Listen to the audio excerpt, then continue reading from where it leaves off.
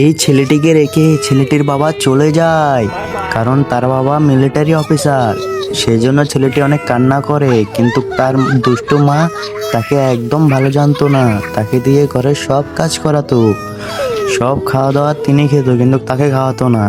তারপরেও তিনি খুশি নন, ছেলেটিকে ঘর থেকে বের করে দেয়।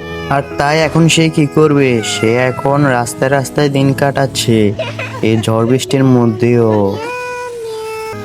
এদিকে তার দুষ্ট মা অন্য একজনকে ঘরে নিয়ে এসেছে এবং তার সাথেই বসবাস করছে।